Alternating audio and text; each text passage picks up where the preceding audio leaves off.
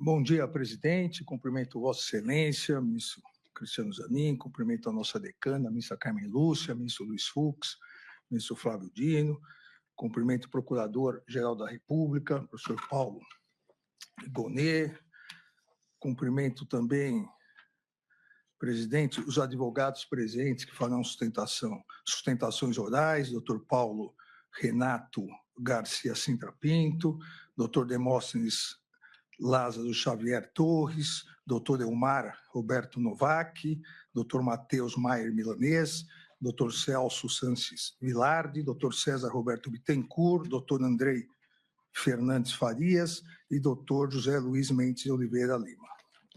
Presidente, trata-se aqui de denúncia oferecida em face de Jair Messias Bolsonaro pelos crimes de liderar organização criminosa armada, tentativa de abolição violenta do Estado de Direito, golpe de Estado, dano qualificado pela violência e grave ameaça contra o patrimônio público, deterioração de patrimônio tombado, observadas ainda as regras do concurso de pessoas e concurso material, além de denúncia oferecida em face de Alexandre Ramagem, Almir Garnier Santos, Anderson Gustavo Torres, Augusto Heleno Ribeiro Pereira, Mauro César Barbosa Cid, Paulo Sérgio Nogueira de Oliveira, Walter Souza Braga Neto. Em relação a todos esses, a denúncia foi oferecida pela prática das condutas de organização criminosa armada, tentativa de abolição violenta do Estado Democrático de Direito, golpe de Estado, dano qualificado pela violência e grave ameaça e deterioração do patrimônio tombado, também sobre as regras do concurso de pessoas e concurso material. De acordo com a denúncia oferecida pela Procuradoria-Geral da República, os fatos criminosos são, ou a descrição dos fatos criminosos, a descrição é a seguinte: diz a Procuradoria-Geral da República, a responsabilidade pelos atos lesivos à ordem democrática recai sobre organização criminosa liderada por Jair Messias Bolsonaro, baseada em projeto autoritário de poder, enraizada na própria estrutura do Estado e com forte influência de setores militares. A organização se desenvolveu em ordem hierárquica e com divisão das tarefas preponderantes entre seus integrantes. Jair Messias Bolsonaro, junto com Alexandre Rodrigues Ramagem, Almir Garnier Santos, Anderson Gustavo Torres, Augusto Heleno Ribeiro Pereira, Paulo Sérgio Nogueira e Walter Souza Braga Neto, continua a Procuradoria-Geral da República, integrantes do alto escalão do governo federal e das Forças Armadas, formaram o núcleo crucial da organização criminosa, mesmo tendo havido adesão em momentos distintos. Deles partiram as principais decisões e ações de impacto social que serão narradas nessa denúncia. Mauro César Barbosa Cid, embora com menor autonomia decisória, também fazia parte desse núcleo, atuando como porta-voz de Jair Messias Bolsonaro e transmitindo orientações aos demais membros do grupo. Na sequência, a Procuradoria-Geral da República continua. A natureza estável e permanente da organização criminosa é evidente em sua ação progressiva e coordenada que se iniciou em julho de 2021 e se estendeu até janeiro de 2023. As práticas da organização caracterizaram-se por uma série de atos dolosos ordenados a abolição do Estado Democrático de Direito e a deposição do governo legitimamente eleito. A ação coordenada foi a estratégia adotada pelo grupo para perpetrar crimes contra as instituições democráticas, os quais não seriam viáveis por meio de um único ato violento. A complexidade da ruptura institucional demandou um iter criminis mais distendido, em que se incorporavam narrativas contrárias às instituições democráticas, a promoção de instabilidade social e a instigação e cometimento de violência contra os poderes em vigor. A consumação do crime do artigo 359-M do Código Penal, tentar depor, por meio de violência ou grave ameaça, o governo legitimamente constituído, ocorreu por meio de sequência de atos que visavam romper a normalidade do processo sucessório. Esse propósito ficou evidenciado nos ataques recorrentes ao processo eleitoral, na manipulação indevida das forças de segurança pública para interferir na escolha popular, bem como na convocação do alto comando do Exército para obter apoio militar à decretação que formalizaria o golpe. Continua a Procuradoria-Geral da República expondo que a organização criminosa seguiu todos os passos necessários para depor o governo legitimamente eleito, objetivo que, buscado com todo empenho e realizações de atos concretos em seu benefício, não se concretizou por circunstância que as atividades dos denunciados não conseguiram superar a resistência dos comandantes do Exército e da Aeronáutica às medidas de exceção. Os denunciados também encadearam ações para abolir violentamente o Estado Democrático de Direito. Minaram em manobras sucessivas e articuladas os poderes constitucionais diante da opinião pública e incitaram a violência contra as suas estruturas. As instituições democráticas foram vulneradas em pronunciamentos públicos agressivos e ataques virtuais, proporcionados pela utilização indevida da estrutura de inteligência do Estado. O ímpeto de violência da população contra o Poder Judiciário foi exacerbado pela manipulação de notícias eleitorais baseadas em dados falsos. Ações de monitoramento contra autoridades públicas colocaram em risco iminente o pleno exercício dos poderes constitucionais.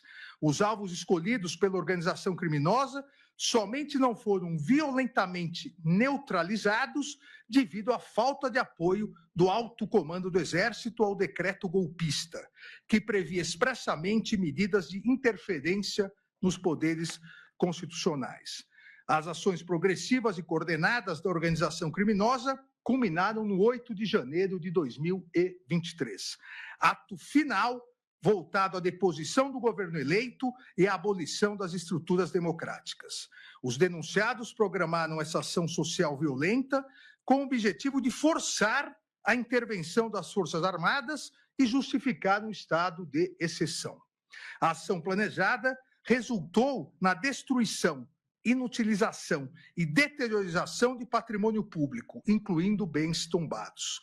Todos os denunciados, diz a Procuradoria-Geral da República, em unidade de desígnios e divisão de tarefas, contribuíram de maneira significativa para o projeto violento de poder da organização criminosa, especialmente para a manutenção do cenário de instabilidade social que culminou nos eventos nocivos. A organização criminosa, por meio de seus integrantes, direcionou os movimentos populares e interferiu nos procedimentos de segurança necessários, razão pela qual responde pelos danos causados, conforme o artigo 163, parágrafo único, 1, 3 e 4 do Código Penal. É importante, diz a Procuradoria-Geral da República, dar relevo a que os tipos penais dos artigos 359-L e 359-M do Código Penal referem-se a crimes de atentado, que prescindem do resultado naturalístico para se consumar.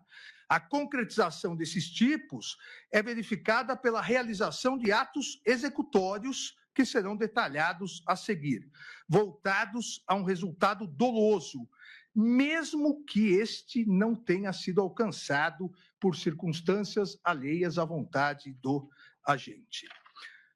Ainda conclui a Procuradoria-Geral da República, em resumo, que evidenciou-se que os denunciados integraram a organização criminosa cientes de seu propósito ilícito de permanência autoritária no poder.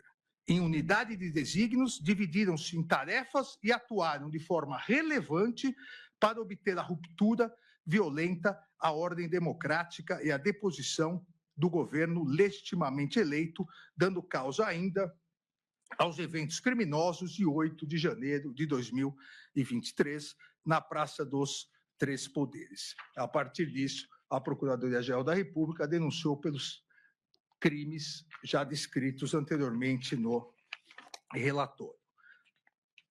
Ainda, presidente, na cota de oferecimento da denúncia, em 18 de fevereiro de 2025, há pedidos da Procuradoria, inclusive a concessão de acesso a todas as defesas de todas as provas utilizadas na denúncia, inclusive a colaboração premiada.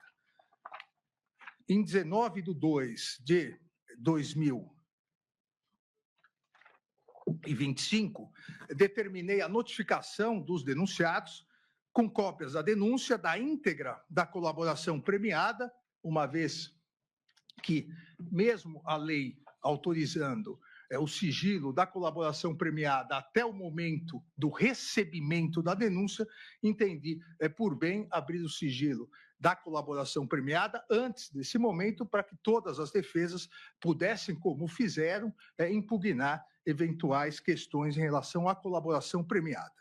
E, então, a notificação dos denunciados com cópias da denúncia, na íntegra da colaboração premiada e da decisão, e da minha decisão, para oferecimento de respostas no prazo de 15 dias, como determina expressamente o artigo 4º da Lei 8.038, de 1990, que rege os procedimentos nos tribunais superiores e no Supremo Tribunal Federal.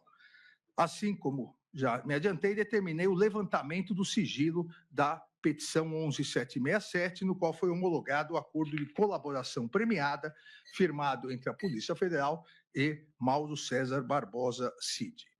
Na mesma data, ainda deferi o pedido da Procuradoria-Geral da República e autorizei a todas as defesas o amplo acesso aos elementos de prova já documentados nas PETs 11.108, 11.552, 11.781, 12.159, 12.732, para pleno conhecimento das investigações relacionadas a todos os denunciados. Determinei ainda que a Secretaria Judiciária disponibilizasse as referidas mídias e gravações no acompanhamento processual, da mesma maneira que foram disponibilizados todos os documentos. Todos os denunciados foram devidamente notificados, apresentaram suas defesas prévias. Em resumo, as principais teses apresentadas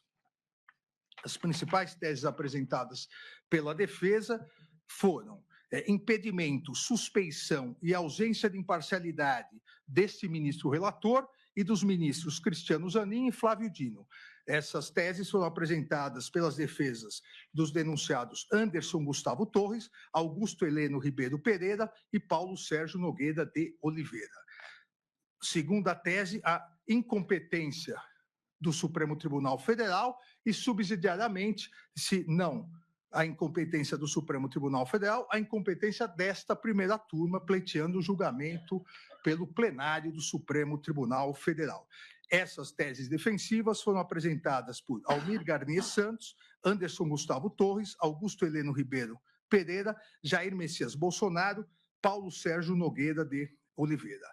Diversas nulidades que serão tratadas no momento adequado, como a ilegalidade na apresentação de resposta simultânea entre os acusados e o colaborador, ofensa ao princípio da indivisibilidade da ação penal, ausência de amplo e restrito acesso aos elementos de prova constante nos autos, existência de document dump, ilegalidade da decisão que determinou a instauração do inquérito 487, existência de prova ilícita e a chamada pesca probatória. Essas nulidades foram apresentadas em sua somatória pelas defesas de Augusto Heleno Ribeiro Pereira, Jair Messias Bolsonaro, Paulo Sérgio Nogueira de Oliveira, Walter Souza Braga Neto. Também foi apresentada a tese defensiva pela defesa de Jair Messias Bolsonaro, de aplicação das regras do juízo de garantias ou algo semelhante nas ações penais originárias no âmbito desta Suprema Corte. As defesas de Jair Messias Bolsonaro e Walter Souza Braga Neto apresentaram, também como tese defensiva, a nulidade do acordo de colaboração premiada firmado entre a Polícia Federal e Mauro César Barbosa Cid. Por seu lado, a defesa de Mauro César Barbosa CID apresentou o pedido de confirmação da validade da colaboração.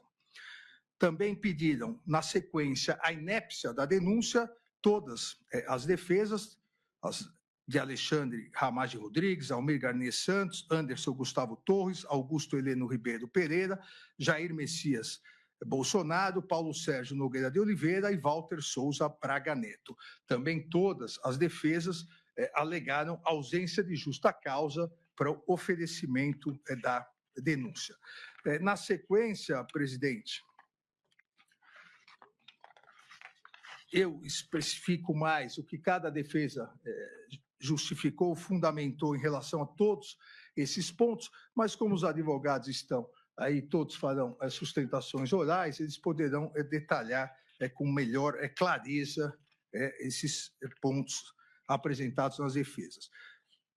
Quase todas as defesas apresentaram, menos uma, apresentaram testemunhas, e três das defesas apresentaram documentos. Em virtude da apresentação desses documentos, nos termos do artigo 5º da Lei 8.038, quando apresentados documentos pelas defesas na defesa prévia, é necessário que a Procuradoria se manifeste sobre o que foi apresentado. E a Procuradoria foi devidamente intimada e se manifestou sobre as defesas prévias em 13/3/2025. Da mesma forma, presidente, como o excelentíssimo Procurador-Geral da República fará a sustentação oral, ele melhor explicará seu posicionamento sobre isso. Ainda, presidente, e é importante aqui ressaltar, durante esse procedimento, a partir do oferecimento da denúncia, as defesas apresentaram diversos requerimentos. Em 20/2/2025, a defesa do denunciado Jair Messias Bolsonaro requereu a suspensão e devolução do prazo até que a defesa tivesse acesso à integralidade da prova, a intimação da autoridade policial para que constatasse elementos angariados não foram fornecidos à defesa, a devolução do prazo, suspensão do prazo, prazo de 83 dias, e subsidiariamente prazo em dobro. Indeferir o requerimento formulado pela defesa do denunciado Jair Messias Bolsonaro, uma vez, e consta no relatório aqui a íntegra da decisão, uma vez que o amplo e integral acesso aos elementos de prova já documentados e que foram utilizados pela Procuradoria-Geral da República no oferecimento da denúncia, já estava garantido a todas as defesas, bem como autorizei, já havia autorizado excepcionalmente e antecipadamente, inclusive, o acesso à colaboração premiada. Indeferir os pedidos de concessão de prazo de 83 dias ou prazo em dobro, uma vez que não há previsão legal para tanto. Ainda, presidente, indeferir o pedido formulado pela defesa em relação à ausência de provas, ausência de acesso a provas, inclusive em despacho realizado no dia 26 de fevereiro de 2025, no Salão Branco dessa Suprema Corte, com o advogado de Jair Messias Bolsonaro, que não teria tido acesso à comunicação entre Mário Fernandes e Mauro César Barbosa Cid, detalhei na decisão, inclusive indicando o acesso, onde estava o acesso, repito, utilizado e juntado nos autos e utilizado pela Procuradoria-Geral da República para o oferecimento da denúncia. E transcrevo no relatório todo esse acesso, um tutorial de acesso às provas que a defesa diz não ter tido acesso.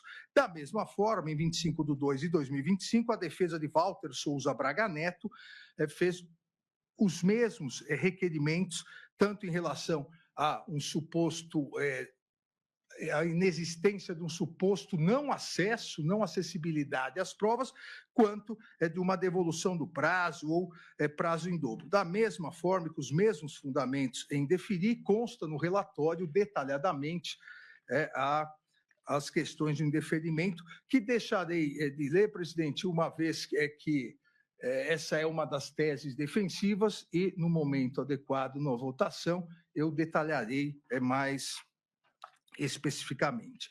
As defesas de Jair Messias Bolsonaro e Walter Souza Braga Neto interpuseram agravo regimental contra as decisões de indeferimento, abrir vista aos autos para a Procuradoria-Geral da República, mas vamos decidir hoje essas questões. Em conclusão, presidente, em 13/3/2025, após a apresentação das respostas pelas defesas dos acusados, assim como a manifestação da Procuradoria-Geral da República, solicitei, nos termos do artigo 234 do Regimento Interno do Supremo Tribunal Federal, a Vossa Excelência, dia para julgamento presencial para deliberação sobre a denúncia oferecida pelo Procurador-Geral da República em face do denominado Núcleo 1, o núcleo da organização criminosa que, baseado em projeto autoritário, enraizada na estrutura do Estado e com forte influência de setores militares, com divisão de tarefas e com uma série de atos dolosos, visou a abolição do Estado democrático de direito e a deposição do governo legitimamente eleito. A denúncia oferecida em face de Alexandre Ramagem, Almir Garnier Santos, Anderson Gustavo Torres, Augusto Heleno Ribeiro, Jair Messias Bolsonaro, Mauro César Barbosa Cid, Paulo Sérgio Nogueira de Oliveira e Walter Souza Braga Neto. A presidência da primeira turma agendou as sessões extraordinárias